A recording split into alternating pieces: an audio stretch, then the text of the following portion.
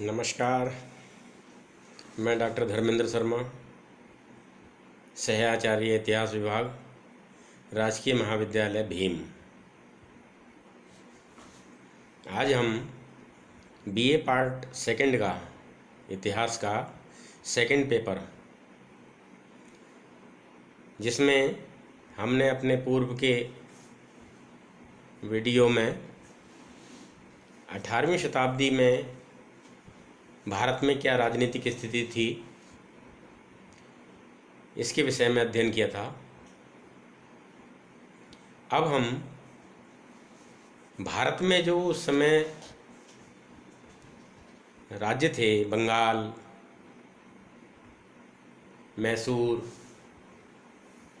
अवध, इनकी क्या स्थिति थी, इसके बारे में जानेंगे। आज हम बंगाल की स्थिति क्या थी उसके विषय में जानेंगे।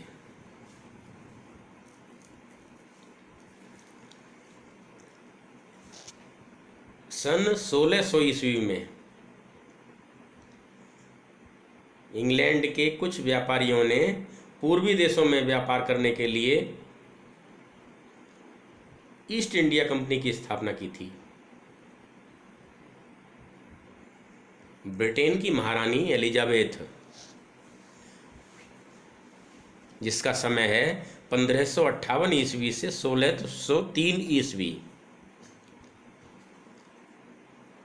वो इस कंपनी की हिस्सेदार थीं।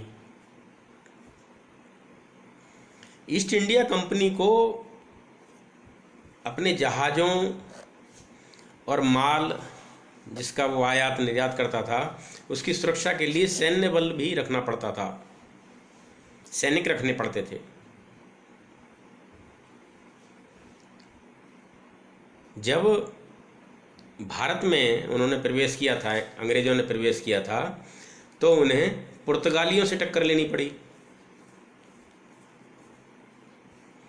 पुर्तगालियों को परास्त करने के बाद ही उन्हें भारत के पश्चिमी क्षेत्रों में अपनी बस्तियां स्थापित करने की अनुमति मिली थी। इन बस्तियों की सुरक्षा कंपनी के जो सैनिक थे उनको ही करनी पड़ती थी। इस कार्य के लिए कंपनी ने सैनिकों की संख्या में वृद्धि की।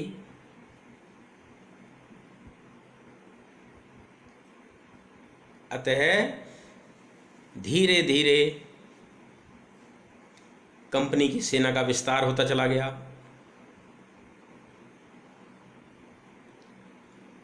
इतिहासकार ये मानते हैं कि यद्यपि कंपनी ने सर्वप्रथम सूरत को केंद्र बनाया था व्यापार आरंभ करने के लिए, किंतु उसे व्यापारिक लाभ के लिए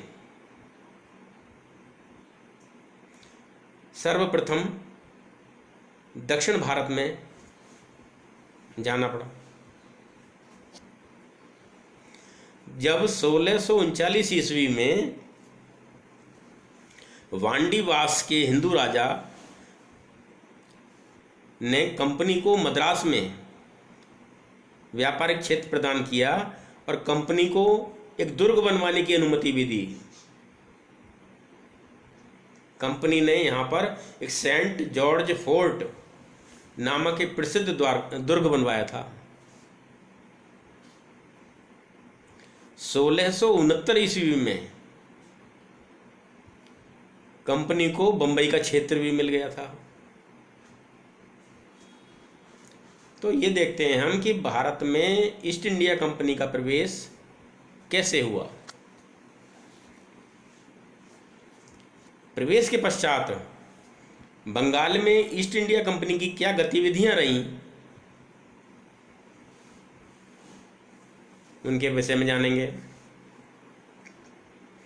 ईस्ट इंडिया कंपनी ने बंगाल में अपनी पहली व्यापारिक बस्ती हुगली में 1651 ईस्वी में स्थापित की थी।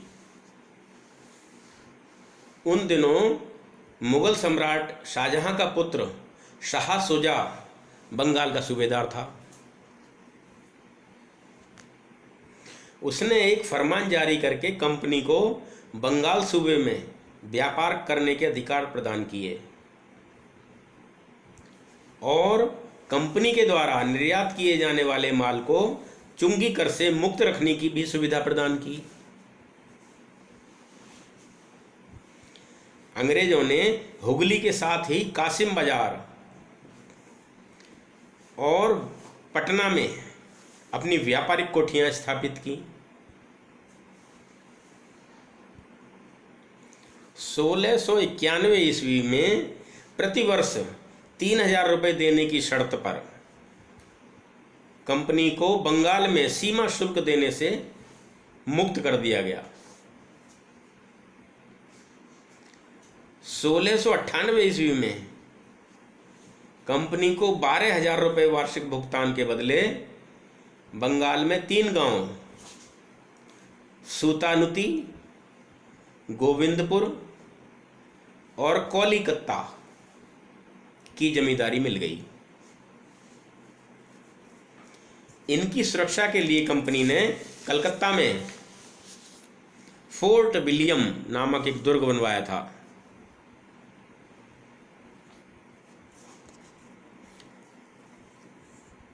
द्वितीय कर्नाटक के युद्ध के समय में कंपनी को तंजौर के राजा देवी कोटाई और उसके निकट का भाग प्राप्त हुआ था, जिसकी वार्षिक आय 30,000 रुपये थी।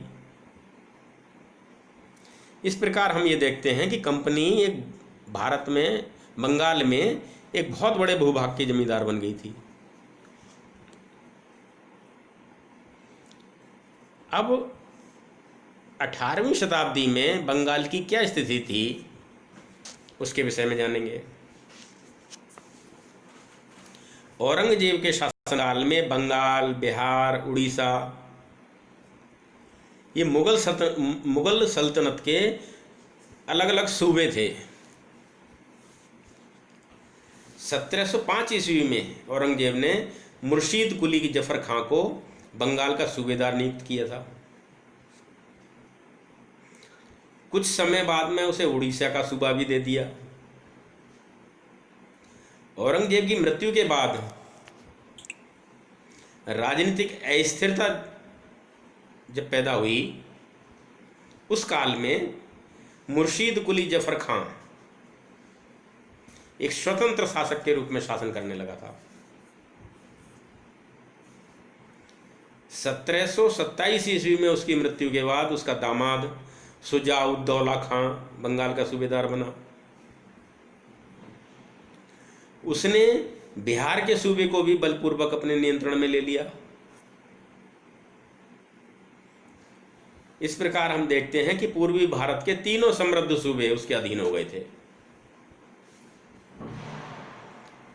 1739 ईस्वी में शुजा-उद-दौला की मृत्यु के पश्चात उसका पुत्र सरफराज खां उसका उत्तराधिकारी बना, लेकिन वह उत्तराधिकारी विलासी, निर्बल और अयोग्य निकला। उस समय अलीवर्दी खां बिहार का नायब सूबेदार था।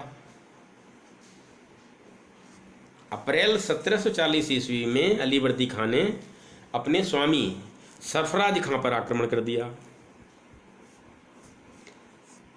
सरफराज खां उस युद्ध में परास्त भी हुआ, मारा भी गया। मुगल बादशाह मोहम्मद शाह रंगीला, जिसका शासनकाल है 1719 से 1748 ईस्वी के मध्य, वो भी अलीवर्दी खां के विरुद्ध कोई कार्रवाई करने में असमर्थ था। इसलिए उसने अलीवर्दी खां को बंगाल का, बिहार का और उड़ीसा का सूबेदार मान लिया।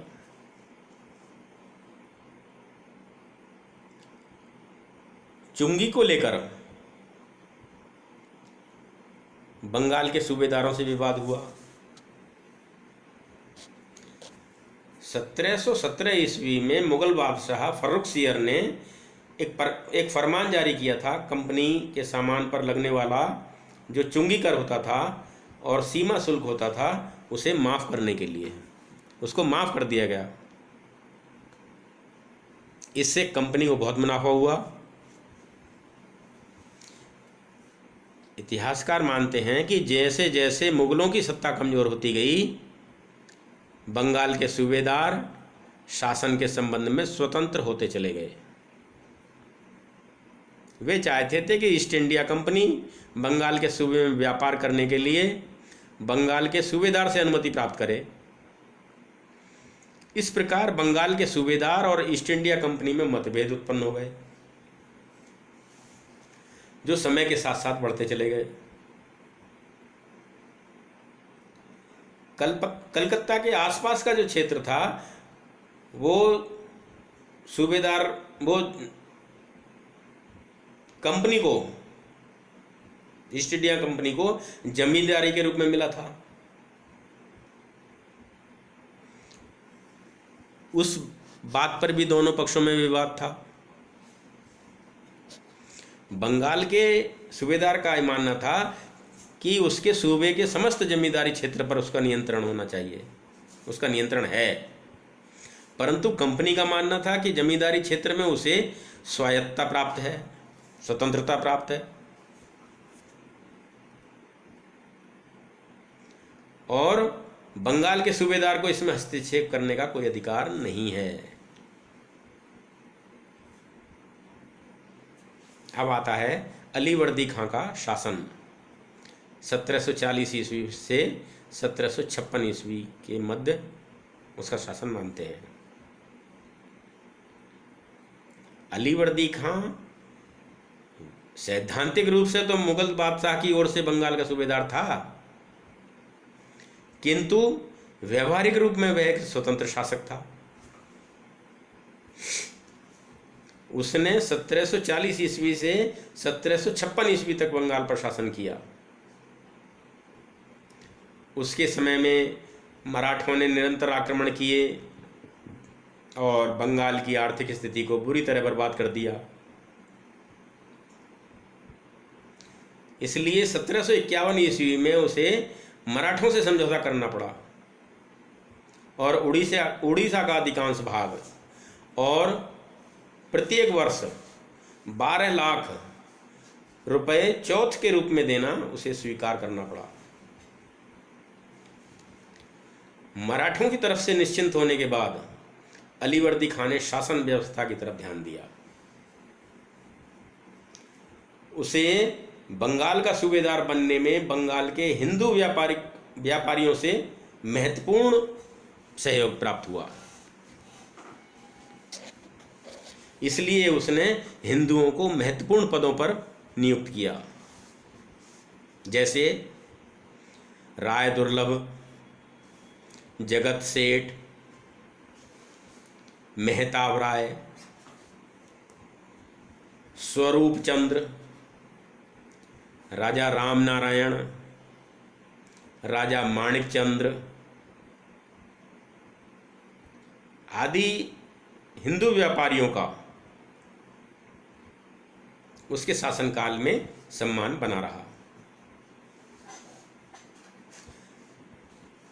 इतिहासकारों का यह मानना है कि उस समय बंगाल का अधिकांश व्यापार हिंदू व्यापारियों के हाथों में था।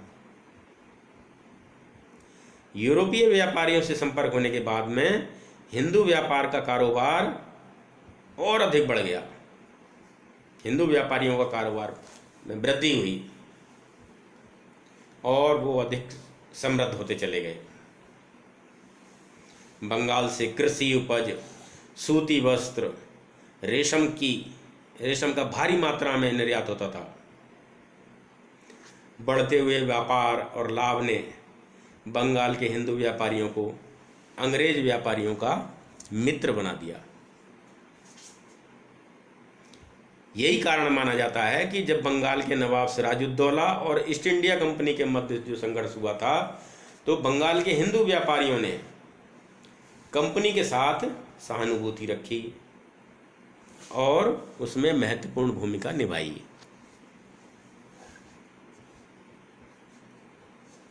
हम देखते हैं कि अलीवर्दी खां और ईस्ट इंडिया कंपनी के संबंध कभी भी मित्रतापूर्वक नहीं रहे। कंपनी की ये शिकायत रहती थी कि उसे 1717 ईस्वी के शाही फरमान के अनुसार व्यापारिक सुविधाएं दी जाएं, जबकि इसके विपरीत नवाब का ये मत था कि कंपनी को जो सुविधाएं दी गई हैं वह उनका दुरुपयोग कर रही है। इस कारण बंगाल के सरकारी कोष को भारी घाटा उठाना पड़ रहा है। अतः कंपनी को ये चाहिए कि वह अपने मुनाफे का कुछ अंश सीमा शुल्क के रूप में सरकार को देवें, और कंपनी इसके लिए तैयार नहीं थी। इसके अलावा विवाद का एक दूसरा कारण भी था। कंपनी की राजनीतिक महत्वाकांक्षाएं बढ़ गई थीं। कर्नाटक के युद्ध में मिली सफलता से कंपनी का आत्मविश्वास इतना बढ़ गया था कि कंपनी बंगाल में भी अपनी स्थिति सुदृढ़ करने में जुट गई थी। दूसरी ओर अलीवर्दी खां को ये अंदाजा हो रहा था, ये आभास हो गया था कि दोनों यूरोपीय कंपनियों, अंग्रेजी और फ्रांसीसी, इनमें कभी भी संघर्ष छिड़ सकता है, जिससे बंगाल की शांति भंग हो सकती है। इसलिए नवाब ने प्रारंभ से ही दोनों कंपनियों को अपनी बस्तियों की किलेबंदी करने और अस्त्र शस्त्रों को जमा करने की अनुमति नहीं दी।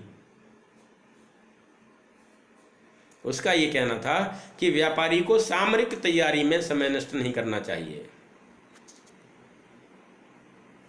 लेकिन अलीवर्दी खां के सुझाव के उपरांत भी ईस्ट इंडिया कंपनी ने एक सेना का गठन कर लिया, जिसका मुख्य ध्येय क्या था, उद्देश्य क्या था मुख्य, कि मराठों की लूटमार से अपनी बस्ती की रक्षा करना। अपनी बस्ती के अलावा अंग्रेजों ने आसपास के कुछ अन्य क्षेत्रों को भी मराठों की लूटमार से बचाया और मराठों द्वारा लूटे गए क्षेत्रों के लोगों को थोड़ी बहुत आर्थिक सहायता भी दी। इसका परिणाम भी सुखद निकला। अंग्रेजों ने स्थानीय लोगों की सहानुभूति प्राप्त कर ली थी इससे, जो आगे चलकर उसके काम आई। 1756 ईस्वी में यूरोप में जो सप्तवर्षीय युद्ध प्रारंभ हुआ था, उसके कारण दक्षिण भारत में ईस्ट इंडिया कंपनी और फ्रांसीसी कंपनी में संघर्ष आरंभ हो गया। लेकिन अलीवर्दी खां ने दोनों कंपनियों पर कठोर नियंत्रण रखा और उन्हें आपस में लड़ने नहीं दिया। कंपनी के व्यापार में अभूतपूर्व वृद्धि।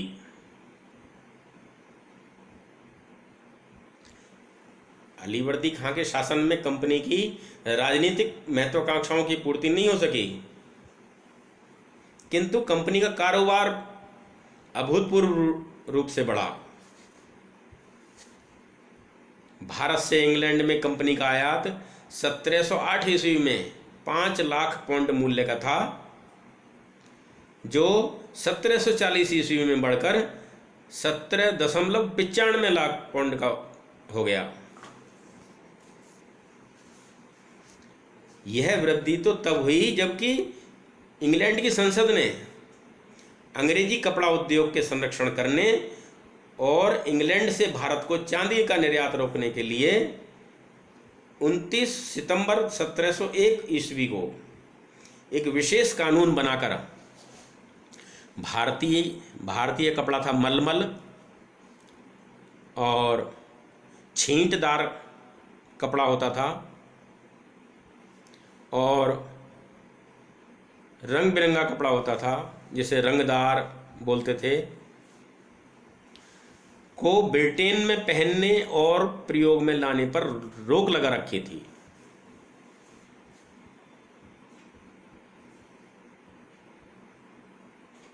अब इस विषय में आगे बात करते हैं, सिराजुद्दौला के विषय में और अंग्रेज़ों के विषय में। सिराजुद्दौला का अंग्रेज़ों से संघर्ष हुआ।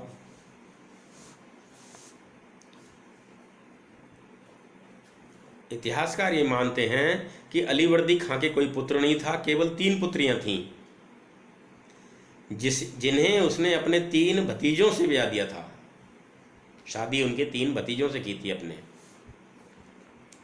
अलीवर्दी खां ने अपने दामादों को पूर्णिमा, ढाका और पटना, पूर्णिया, ढाका, पटना, इन 3 का सूबेदार नियुक्त किया था। इन तीनों दामादों का निधन अलीवर्दी खां के जीवन काल में ही हो गया था।